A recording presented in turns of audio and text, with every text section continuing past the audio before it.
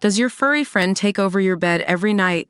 It's time to reclaim your space while giving them the comfort they deserve with the coldest, cozy dog bed. Don't wait.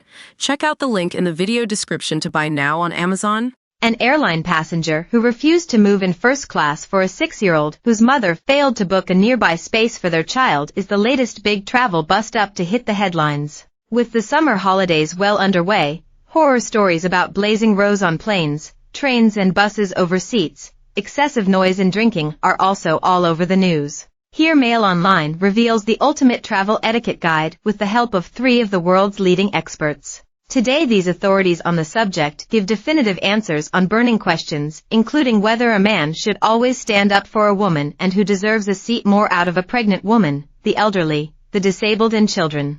They also have the last word on at what point in a flight it is acceptable to start drinking, whether it is fair to recline seats or lift armrests on planes at all, and when and how it is best to intervene with parents if their child is screaming or watching loudly on a tablet or phone with no headphones.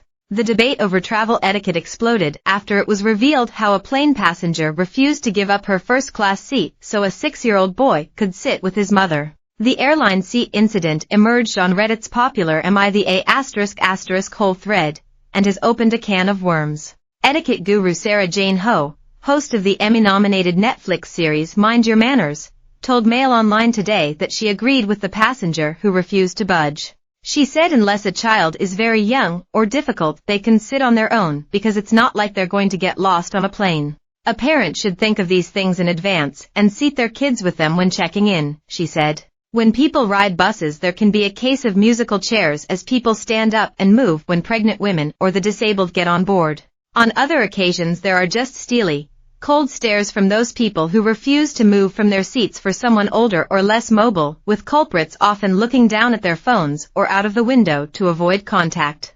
Etiquette expert Philip Sykes, founder and principal of the British School of Excellence, believes there are clear social rules about who people should move for. I feel the priority should typically go to the disabled person or pregnant woman, as they may have a more immediate need for seating, he told Mail Online.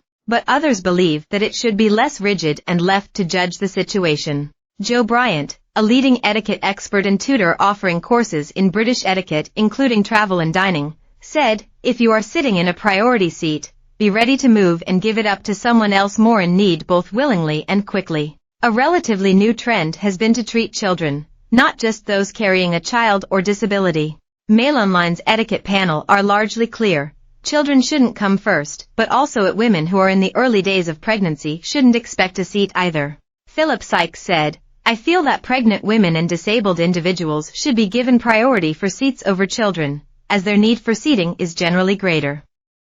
If the parents have a seat, their children can sit on their laps." While Netflix star Sarah Jane Ho said, "I'm not sure that a pregnant lady or a disabled person should be kicked out of their seats for a child.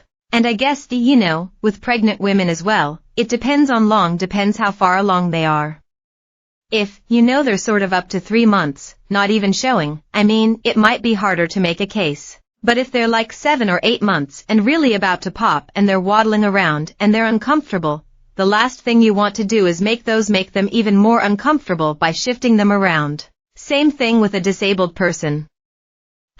Like a disabled person really comes first to the top of the pecking order." But Joe Bryant said it should be done on a case-by-case basis. The priority seat should be given to the person who needs it the most.